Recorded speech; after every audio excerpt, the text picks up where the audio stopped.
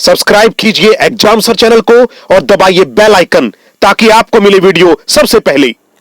मुश्किलों से भाग जाना आसान होता है, हर पहलू जिंदगी का इम्तिहान होता है। डरने वालों को कुछ नहीं मिलता जिंदगी में, लड़ने वालों के कदमों में सारा जहान होता है। लड़ने वालों के कदमों में सारा जहान होता है। प्यारे विद्यार्थियों, एक बार फिर से आप सभी का स्वागत है आपके अपने चैनल एग्जाम सर पर। तो दोस्तों, गागर में सागर सीरीज का चैप्टर नंबर 17 समय खराब न करते हुए शुरू करते हैं आपके अपने मनपसंद और भरोसेमंद चैनल एग्जाम सर पर। लेक्चर नंबर 17 स्टार्ट करते हैं। Question number 401। आज का जो लेक्चर है ना, वेरी वेरी इंपॉर्टेंट है, इसको छोड़ना मत बिल्कुल भी प्यारे विद्यार्थियों। इसमें से क्वेश्चन आएगा ही आएगा, क्योंकि आज है जबरदस्त सुपर डुपर हिट लेक्चर। डचों ने भारत में पहली फैक्ट्री कब और कहां लगाई? आज डच, पुर्तगाल, इंग्लिश सब करवा देंगे प्यारे बच्चों। डचों ने भारत में पहली फैक्ट्री कब और कहां लगाई? राइट आंसर है मसोलीपट्टम में 1605 ईस्वी में। नोट कीजिएगा, मछलीपट्टम भी बोल देते हैं, मसोलीपट्टम भी बोल देते हैं, कंफ्यूज नहीं होने का बिल्कुल भी। 1605 ईस्वी में। Question number 402। पुर्तगालियों ने भारत में पहली फैक्ट्री कब और कहां लगाई? आप पुर्तगालियों की बात कर रहे हैं और इससे अंदाजा भी लगा लेना कि पहले भारत में कौन आया और फिर कौन आया। तो पुर्तगालियों ने लगाई प्यारे विद्यार्थियों 1503 ईस्वी में। कहां पर? कोचीन, या कोची भी बोल सकते हैं आप इसको, कोचीन। ओके। 403। अंग्रेजों ने भारत में पहली फैक्ट्री कब और कहां लगाई? तो प्यारे विद्यार्थियों, अंग्रेजों ने लगाई थी सूरत में 1609 ईस्वी में। Question number 404। फ्रेंच ने भारत में पहली फैक्ट्री कब और कहां लगाई? आप फैक्ट्रियों का एक क्वेश्चन नोट कर लीजिएगा। केबीसी से लेकर के जितने भी कंपिटिटिव एग्जाम्स है सबके अंदर ये क्वेश्चन आए ही आए हैं। तो फ्रेंच ने भारत में पहली फैक्ट्री लगाई सूरत में और 1664 ईस्वी में। अब अगला क्वेश्चन यही है कि भारत में आने वाली विदेशी कंपनियों को क्रमानुसार लगाओ। अब मैंने आपको 4 कंपनियां बताई हैं और आप बताइए कि सबसे पहले कौन आया। तो आप सभी को मालूम है सबसे पहले भारत के अंदर पुर्तगाली आए। पुर्तगाली का पीछा करते करते अंग्रेज, और अंग्रेजों के बाद डच, और डच के बाद सबसे आखिर के अंदर भारत में जो कोई आया वो थे फ्रेंच। ओके, पुर्तगाली, अंग्रेज, डच, फ्रेंच, ये है सही क्रम विदेशी शक्तियों के कंपनियों के भारत में आने का। केबीसी के अंदर भी अरेंज करना आता तो इसी प्रकार से एक क्वेश्चन आया हुआ है। Question number 406। Vasco D gamma Bharat में कब और कहां पहुंचा? वेरी सिंपल, सभी को मालूम है कि 1498 ईस्वी में कालीकट के ऊपर वास्को डी गामा जब विश्व का भ्रमण करते हुए भूलवश भारत पहुंच गया था। कालीकट 1498 ईस्वी। Question number 407। सवेली के युद्ध में अंग्रेजों से हारने के बाद पुर्तगाली कहां तक सीमित रह गए थे? देखिए, सवेली के युद्ध में अंग्रेजों ने पुर्तगालियों को बुरी तरह से हरा दिया था। तो पुर्तगालियों ने कहा था कि हम भारत के किसी भी क्षेत्र में आप दखल अंदाजी नहीं करेंगे, आप आराम से राज कीजिए, हमें केवल दे दीजिए गोवा, दमन और दीव।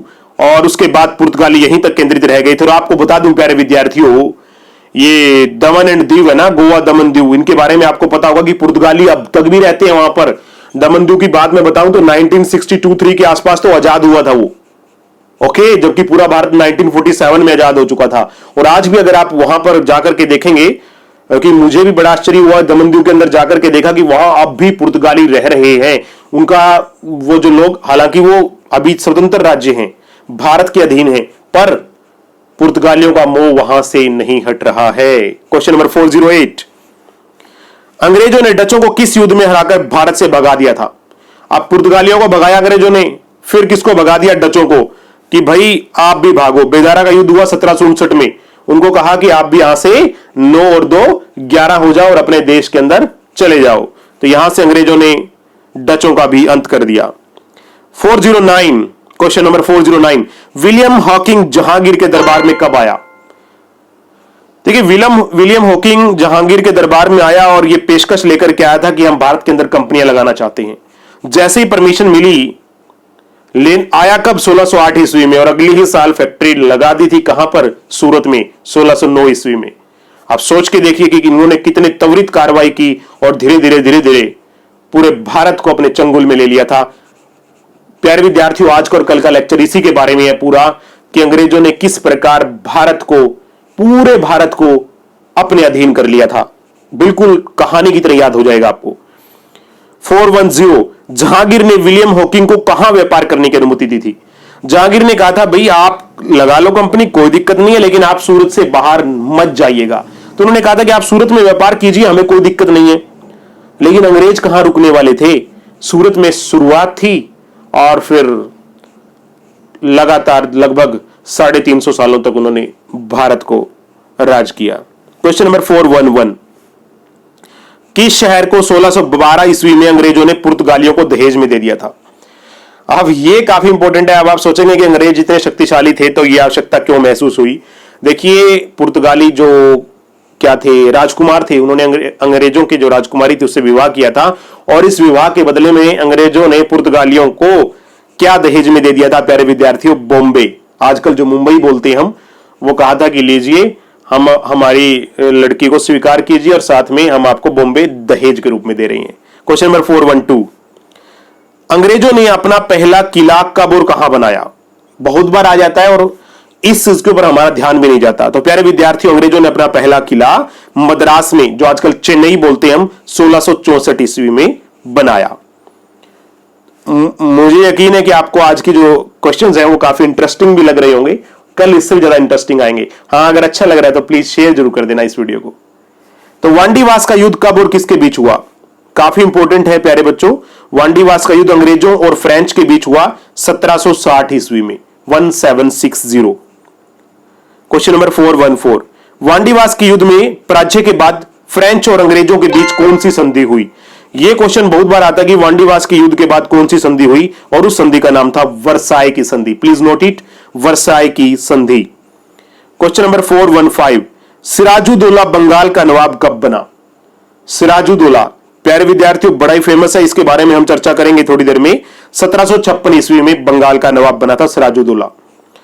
क्वेश्चन नंबर 416, सिराजुद्दौला ने अंग्रेजी अधिकारियों को 12 गुना 10 के कमरे में बंद कब किया जिसमें 100 से अधिक अंग्रेज दम घुटने से मर गए थे? यह ब्लैक होल की घटना कहलाती है। इतनी भयंकर घटना थी, 12 गुना 10 के कमरे में सैकड़ों अंग्रेज अधिकारियों को सिराजुद्दौला ने ठूस ठूस के भर दिया था। कहा जाता है कि इतनी बुरी तरह से भरा गया था कि सांस लेने के लिए वहां ऑक्सीजन भी नहीं थी। तो जब सुबह कमरे को खोला गया तो 100 से अधिक अंग्रेज मर चुके थे। तो यह जो घटना थी, इसके बाद क्या हुआ कि जो अंग्रेज थे वो तिलमिला उठे।